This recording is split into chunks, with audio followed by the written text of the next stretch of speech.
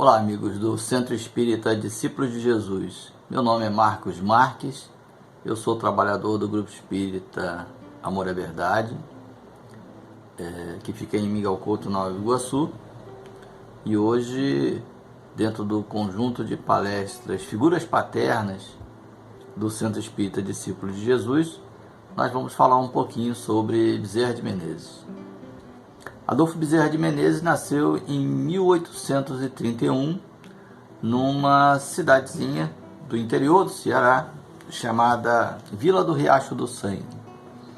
Ele foi o sexto de uma família de 7 filhos. A gente não sabe se a mãe dele teve mais filhos. Naquela época era muito comum a morte muito rápida, né, dos filhos, principalmente das crianças de 0 a 1 ano de idade. Mas, de qualquer maneira, ele foi o sexto filho de uma família, né, que estava profundamente envolvida com a vida política do Ceará, 30 anos depois, né, do início do século XIX. Ele viveu nessa pequena cidade, era um vilarejo, né, era uma vila, até o início da sua adolescência, quando ele vai para o Ceará, para Fortaleza, né, para estudar no Liceu do Ceará, que era o equivalente a uma escola secundária, né, o que a gente hoje chamaria de uma escola de nível médio, que naquela época tinha essencialmente a função de preparar o aluno para o curso universitário. Nesse período só havia 2 cursos universitários no Brasil, eram os cursos de Medicina e de Direito, e Medicina só existiu em 2 lugares, a Faculdade de Medicina do Rio de Janeiro e a Faculdade de Medicina de Salvador, na Bahia. Ele estudou no Liceu do Ceará entre 1844 e 1850, 1849, né? 2 dos seus irmãos foram seus professores, 2 dos seus irmãos mais velhos, e é nesse local que ele tem contato pela primeira vez com a figura de um médico. Em todo o Ceará, naquela época, só havia 6 médicos espalhados por toda a província. E José Martiniano de Alencar, que era o governador da província, naquela época não havia governadores, né? Ele era chamado de presidente de província.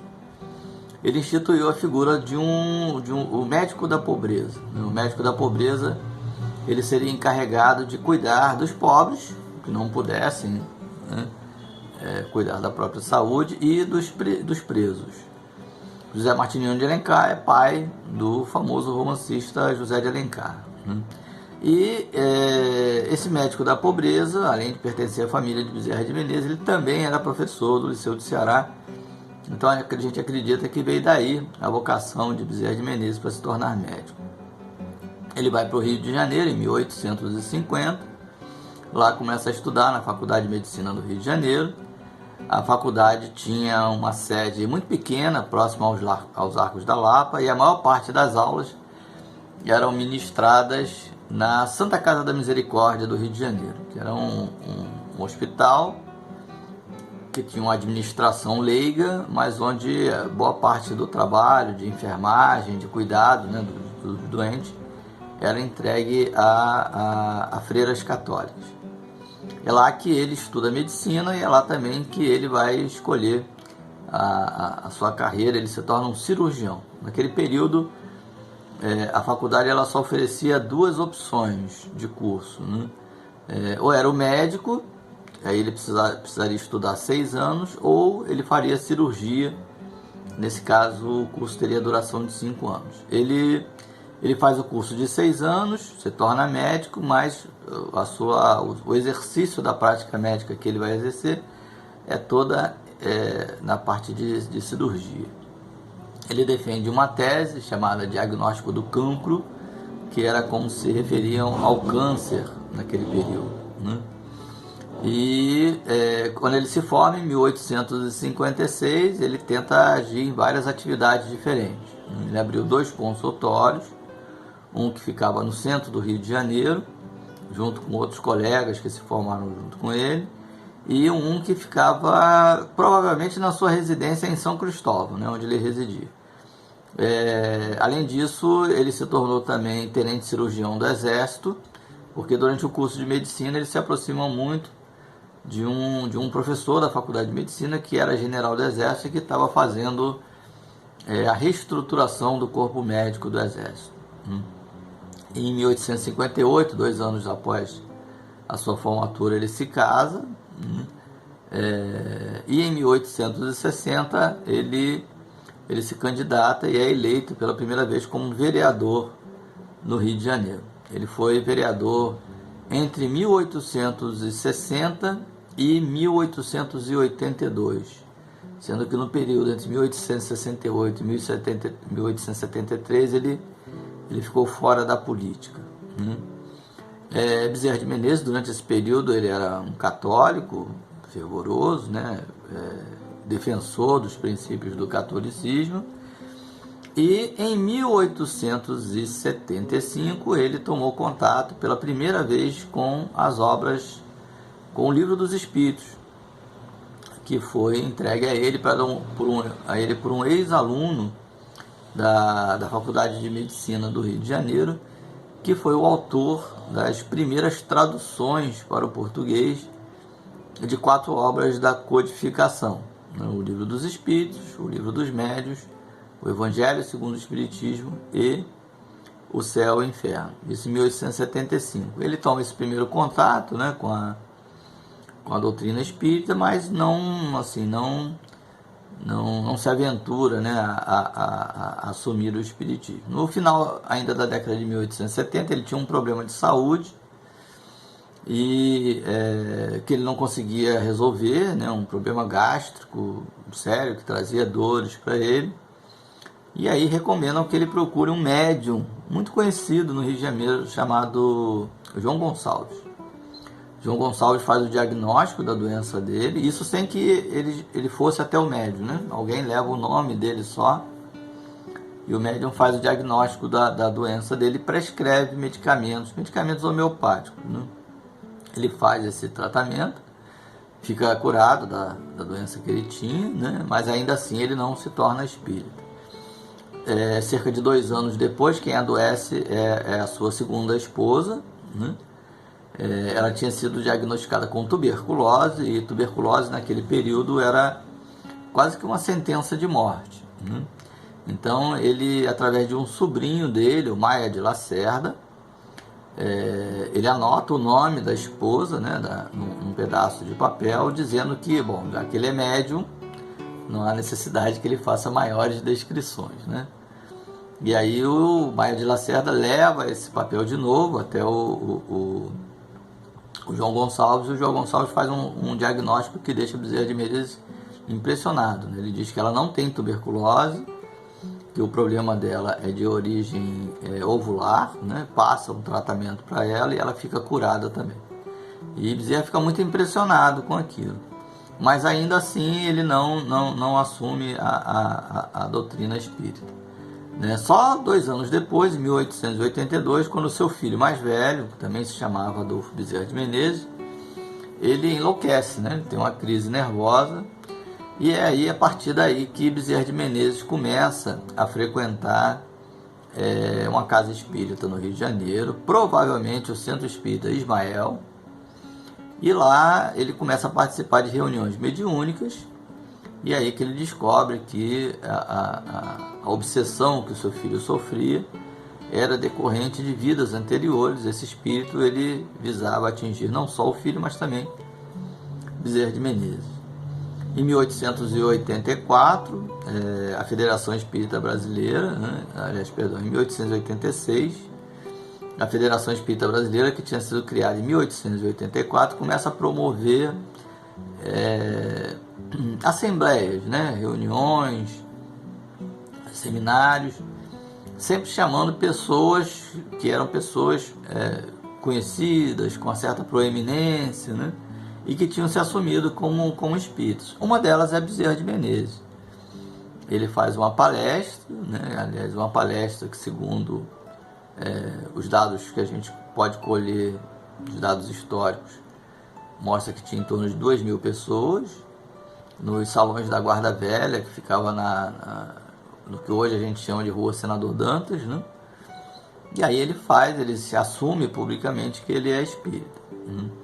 É a partir dali que ele começa a sua trajetória efetiva como espírita. Ele começa a participar ativamente das atividades dentro da federação, dentro do grupo espírita Ismael, né? E aí a gente vê assim, como que é uma trajetória que ela identifica uma pessoa profundamente ligada à família, né? Ele não é possível que ninguém seja um bom pai se antes não tenha sido um bom filho. E Bezerra de Menezes ele guardou relações bastante próximas, íntimas, né? De muito amor com o pai dele, que morreu em 1850, quando ele veio estudar medicina no Rio de Janeiro. Como eu disse, Bezerra casou pela primeira vez em 1858, logo depois de ter se formado. Essa primeira esposa, ele teve 2 filhos com ela. Ela morreu em 1863, 5 anos após o casamento, provavelmente de tifo, né? E uma das irmãs dessa esposa dele assume os cuidados dos 2 filhos dele, os 2 filhos mais novos, né? Os 2 filhos que ele tinha tido com a primeira esposa. Pouco tempo depois ele se casa também com a irmã da primeira esposa, e com essa ele vai ter mais 10 filhos. A gente precisa entender que o período que Bezerra de Menezes vive é um período onde a medicina ela não conseguia curar quase nada, né? Em 1900, quando ele morre, dos 12 filhos que ele tinha, só 4 haviam sobrevivido. Todos os outros já tinham morrido por doença. Nessa época se morria muito, né? A expectativa de vida era muito pequena. Na década de 1860, a expectativa girava em torno de 30 anos de idade. Aquelas imagens que a gente vê das pessoas mais velhas, são aqueles personagens que conseguiram escapar. A maioria das pessoas morria muito cedo, porque não havia cura para doenças, né? As crianças também, havia um índice de morte muito grande entre as crianças recém-nascidas. Poucas conseguiam chegar a completar 1 ano de idade, e a partir de 1850 o Brasil começa a sofrer com um grande número de epidemias. Eram epidemias que se repetiam com muita frequência, né? Febre amarela, tifo, cólera. Mais para o final do século vai surgir também a peste bubônica, né? A varíola, e a tuberculose, que era praticamente endêmica, né? A tuberculose matava cerca de 3.000 a 4.000 pessoas rigorosamente todos os anos. Esse é o cenário que Bezerra de Menezes vai encontrar e onde ele vai desenvolver o seu trabalho. Um dos aspectos muito importantes da vida de Bezerra de Menezes é o seu trabalho como médico, né? Como eu disse, ele se tornou cirurgião enquanto ele exerceu a medicina, né? Somente a medicina. Ele vai agir em vários momentos como cirurgião, né? Inclusive ele é um dos precursores da introdução do uso da anestesia no Brasil, que é inventado em 1844 por dentistas americanos, e chega ao Brasil no início de 1850, quando ele se forma. Já havia uma certa prática no uso de anestésicos, né? Principalmente para o processo cirúrgico. E Bezerra de Menezes ele vai se deparar com uma cidade que é uma cidade extremamente doente, onde não havia tratamento de água, não havia tratamento de esgoto. A medicina, como eu disse, ela conseguia curar poucas pessoas, né? Os métodos de tratamento muitas vezes eram extremamente dolorosos, se usava sangria, se usava vomitórios, né? A perspectiva da doença, ainda não se tinha um conhecimento de que havia micro-organismos causadores de doença. Isso só vai surgir bem próximo do final do século. E do ponto de vista do espiritismo, o entendimento da doença, ele não se dá só por uma manifestação de um mau funcionamento do corpo. Do ponto de vista do espiritismo, pela sua aproximação tanto com o magnetismo animal ou mesmerismo, ou mesmo com a homeopatia, a doença ela é provocada por um desequilíbrio daquilo que nós chamamos de fluido animal, né, ou de força vital. Então a homeopatia ela não vai tratar a doença, ela vai tratar o doente. E a partir de 1895, principalmente, é que Bezerra de Menezes vai começar um trabalho muito intenso de ajuda aos necessitados. Ele já era conhecido como médico dos pobres, porque auxiliava aqueles que sofriam, que necessitavam de tratamentos mesmo sem poder pagar, né? Na época que Bezerra de Menezes vive, até 1900, não havia hospitais públicos. Os pobres eles recorriam com frequência à rede de hospitais da Santa Casa da Misericórdia, porque naquele período não havia entendimento de que saúde, cuidado da saúde fosse funções do Estado, né? E como os pobres não tinham como pagar, eles eram assistidos na Santa Casa da Misericórdia, que não é só o hospital da Santa Casa da Misericórdia, mas um conjunto de vários hospitais. O trabalho assistencial dos católicos ele era muito importante. Ele ia desde a roda dos expostos, né, onde as pessoas que não queriam cuidar dos seus filhos deixavam, era tipo um barril, né, que ficava nos muros dos conventos, onde as pessoas colocavam o recém-nascido ali, giravam, e a irmã lá dentro pegava a criança, nem a freira via quem foi que deixou, nem quem foi que deixou era visto no interior, né? A Igreja Católica ela tinha várias frentes, né? Várias entidades que cuidavam de menores abandonados, principalmente de meninas abandonadas, que davam algum tipo de formação, né? Formação para costura, preparação para o casamento, e de idosos, de abandonados, e por aí vai. A partir de 1890, antes disso, já a partir de 1870, as casas espíritas do Rio de Janeiro, elas começam a fornecer à população também um serviço vigoroso de assistência. E Bezerra de Menezes ele tem um papel muito importante na configuração desse tipo de trabalho, né?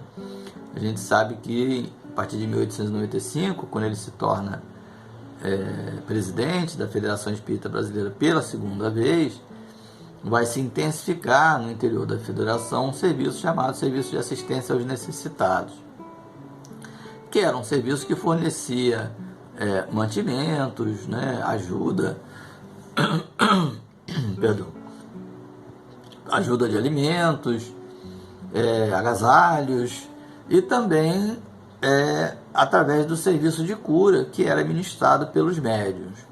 Era um trabalho que não podia ser feito de forma pública, nem com muita propaganda, porque o Código Penal de 1890 ele havia inserido em 3 artigos, os artigos 156, 157 e 158, que criminalizava o espiritismo se o espiritismo utilizasse as suas práticas para cura, né, com penas que iam de 6 meses a 24 anos de prisão se houvesse a morte do paciente. Não só do espiritismo, mas criminalizava a homeopatia, o espiritismo, a cartomancia, né, o uso de bruxaria e por aí vai. Qualquer tipo de prática de cura que não fosse feita por médico era considerada crime. Então, dentro da federação, embora esse serviço fosse feito, ele era feito de uma maneira escondida, né? Não podia haver propaganda. A partir de 1902, 2 anos após a morte de Bezerra de Menezes, esse trabalho ele se torna muito mais intenso, com a federação atendendo milhares de pessoas todos os anos, fazendo o atendimento através dos médiuns, tratamento de cura, fornecimento de medicamentos homeopáticos, né? E aí, assim, a perseguição aos espíritas por conta desse tipo de assistência vai se tornar bastante mais intensa. E Bezerra de Menezes, como eu disse, entre 1895 e 1900, quando ele morre, né? Ele vai promover várias alterações dentro da federação. Uma das coisas que Bezerra de Menezes insistia muito, né? E aí a gente vê talvez presente um pouco daquele pai educador, né? É a necessidade do estudo. Em um artigo de 1893, Bezerra de Menezes, quando vai fazer uma visita a um grupo espírita no Rio de Janeiro, né? Na capital do Rio de Janeiro, ele pronuncia a seguinte expressão, ele diz, se nós chamarmos as pessoas para participarem de qualquer tipo de sessão onde tenha trabalhos mediúnicos, né, onde tenha manifestações, a reunião ela lota. Mas se nós chamarmos essas pessoas para estudar Espiritismo, aí não aparece quase ninguém. Parece que nós estamos falando de alguma coisa que acontece nos nossos dias, né? A necessidade de estudar o Espiritismo, de conhecer a doutrina espírita a fim de praticá-la, né? Algum tempo atrás nós fizemos uma palestra, um conjunto de palestras, né, no grupo que eu frequento, em homenagem a Hermínio Corrêa de Miranda, e perguntamos a um dos palestrantes por que porque os espíritas conhecem tão pouco Hermínio Corrêa de Miranda. E a resposta do Eduardo Lima, lá de Fortaleza, foi a seguinte: os espíritas não conhecem nem Kardec, como que eles podem conhecer Hermínio Corrêa de Miranda? Então essa era a insistência de Bezerra de Menezes, que se estudasse as obras da doutrina, né? O Livro dos Espíritos, o Livro dos Médiuns, o Evangelho segundo o Espiritismo, o Céu e o Inferno, a Gênese. É estudando as obras da codificação que nós entendemos o que é a prática espírita, em que ela se diferencia das outras práticas cristãs, como que o Espiritismo interpreta os problemas que nos cercam, de todas as ordens, como ele nos explica de que modo nós alcançarmos essa felicidade relativa, né? Bezerra de Menezes, ele vai desencarnar em abril de 1900, na verdade ele começa a ficar doente um pouco antes, né? No final de 1899, dezembro de 1899, ele já começou a adoecer, mas ele se recusava a ser atendido por médicos comuns, né? Ele só aceitava ser atendido por médiums que utilizassem da sua atividade mediúnica no tratamento, né? Ele fica convalescendo durante muito tempo na própria casa e ele vai morrer no dia 11 de abril de 1900. Houve uma comoção muito grande na cidade, né? Porque ele era muito conhecido, ele era muito querido, né?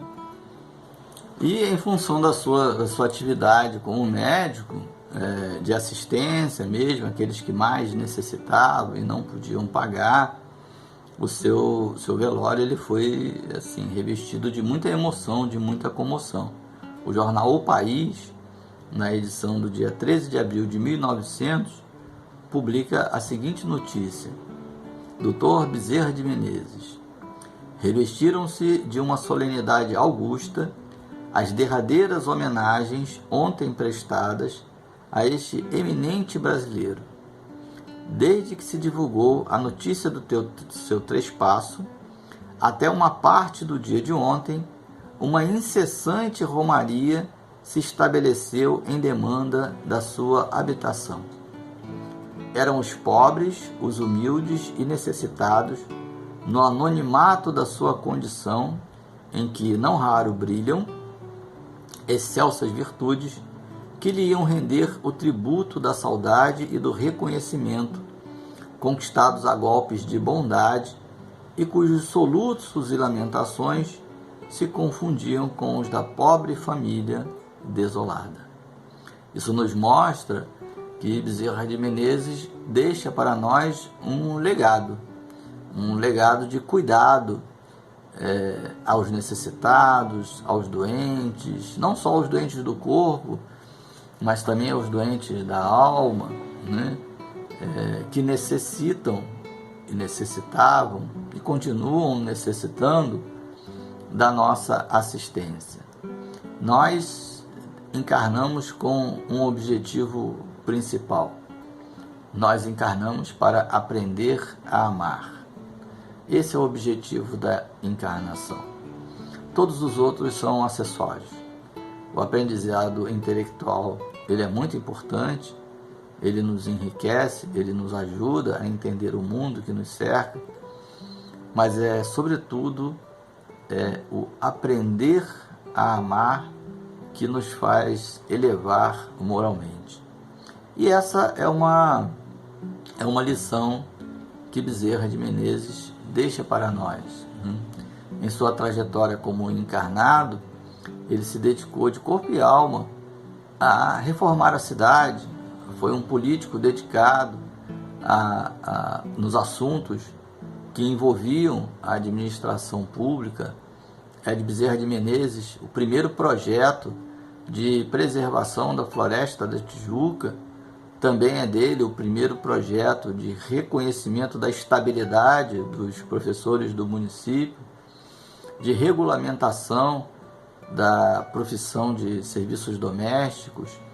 Bezerra de Menezes atuou de forma bastante intensa a fim de que houvesse a abolição da escravidão, a emancipação dos escravos, tentou fazer a administração da venda das carnes no Rio de Janeiro. Ele insistia que aquilo deveria passar por um procedimento médico a fim de que as pessoas não consumissem carnes contaminadas. E se durante a vida ele deixa para nós um legado de cuidado, né, após a sua morte, né, já como espírito, que esse legado ele se intensifica. Bezerra, ele era muito devoto de Maria, mãe de Jesus, e o seu espírito ele era de uma elevação enorme. Tanto é assim que no dia 1º de maio de 1900, ou melhor, perdão, já no dia 12 de abril de 1900, no grupo Ismael, o grupo que ele frequentava, ou seja, um dia após a sua morte, esse grupo recebe a primeira comunicação de Bezerra de Menezes. E nessa primeira comunicação, ele vem dizer o seguinte: Mãe Santíssima, abrigaste-me no vosso manto celestial, aquecestes o meu espírito no vosso amargurado e santo seio. Sede bendita, Senhora sempre boa. Baixai os vossos olhos sobre os meus amigos, ó Virgem gloriosa. São também vossos filhinhos, como eu, que aflito gemi e padeci na terra, sempre com os olhos cravados em vós.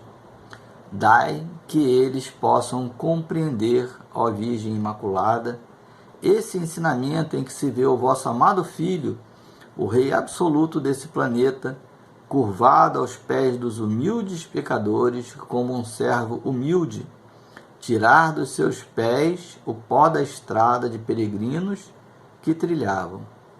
Que eles possam compreender esse amai-vos uns aos outros, certos, convencidos de que o amor que desdobrarem das suas almas para com os seus irmãos, esse amor evola-se, libra-se aos páramos onde está o vosso amado Filho, é amor elevadíssimo que nos vem com Jesus.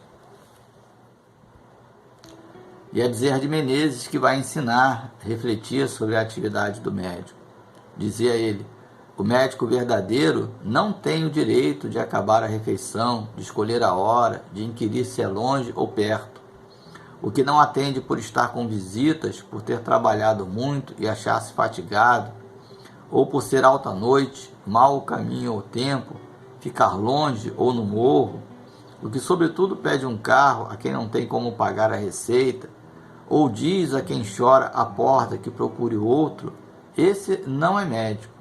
É negociante de medicina, que trabalha para recolher capital e juros os gastos da formatura. Esse é um desgraçado que manda para outro o anjo da caridade que lhe veio fazer uma visita e lhe trazia a única espórtula que podia saciar a sede de riqueza do seu espírito, a única que jamais se perderá nos vai-vens da vida. Essa lição de Bezerra de Menezes, ele vai incorporar e vai pôr em prática já como espírito. Em todas as casas espíritas, em diversos momentos, nós vamos encontrar a equipe de Bezerra de Menezes atuando na assistência aos necessitados, na assistência aos doentes, procurando cuidar, procurando ensinar, procurando socorrer. Nós temos conhecimento das inúmeras mensagens que nos são trazidas tratando desse processo de assistência de Bezerra de Menezes. Eu vou me referir a apenas uma delas. Conta-se que em uma ocasião, Chico Xavier, lá em Uberaba, ele costumava visitar um grupo de pessoas que viviam nas ruas. E essas pessoas, elas viviam sob uma ponte. Um grupo pequeno, e sempre que ele ia visitá-las, ele levava algum tipo de mantimento, algum tipo de alimento, algum tipo de socorro. Ia até lá, se reunia com elas, fazia uma prece e levava alguma assistência. E uma ocasião, ele estava sem ter o que levar. Ele não tinha nenhum tipo ele não tinha comida, ele não tinha nada para que pudesse levar para elas e ficou pensando: como que eu vou lá visitar essas pessoas sem ter nada que eu possa levar para que elas se alimentem? E aí Emmanuel aparece para ele e diz: não, você vá a si mesmo, pegue um pouco d'água, coloque numa garrafa, lá você vai fazer uma prece e vai levar essa água para eles. E ele foi. Chegando lá, alguns não gostaram da presença dele porque ele não tinha trazido nada, enquanto outros falaram: não, ele sempre está aqui, com a gente e tal. E aí, em um determinado momento, a situação já estava ficando meio constrangedora, porque aquelas pessoas estavam ali esperando receber algum tipo de assistência. No alto da ponte parou um caminhão e o motorista desceu do caminhão e começou a chamá-lo, seu Chico, seu Chico. E aí ele atendeu, estou aqui. E aí o motorista do caminhão, ele diz o seguinte: olha, a gente veio para fazer a entrega desses mantimentos aqui, para doação, que foram colocados aqui no caminhão e tal. E quando nós chegamos lá no centro espírita lá do senhor, tinha um senhor lá na porta, barbudo, que se identificou com o nome de Bezerra de Menezes, mandou que a gente procurasse o senhor aqui. Então essas são uma das muitas e muitas e muitas histórias que a gente conhece a respeito de Bezerra de Menezes. Nós estamos vivendo um momento em que é necessário que nós recuperemos essa figura do pai. O pai não é mais, não deve ser, nunca deveria ter sido, aquele que simplesmente manda ou aquele que simplesmente sustenta. O pai hoje deve ser principalmente aquele que deixa exemplos. Esses são os maiores sustentáculos de qualquer tipo de processo educativo. São os exemplos que nós deixamos para os nossos filhos. Bezerra de Menezes nos convida a deixar exemplos como ele deixou. Exemplos de dedicação à família, aos filhos, mas de dedicação principalmente aos mais necessitados, aqueles que sofrem todas as dores do corpo, dores trazidas pelas doenças, dores da alma, sofrimentos de toda sorte. Ele se dedicou integralmente a cuidar deles. Que nós, como propagadores desse espiritismo que nos foi trazido por Kardec, que nos foi ensinado por Jesus, que nos é lembrado o tempo todo pela espiritualidade que nos acompanha, possamos pôr em prática os ensinos de Kardec, os ensinos de Jesus, e nos basearmos nas lembranças de Bezerra de Menezes, que está sempre conosco, nos socorrendo e nos orientando. Muita paz.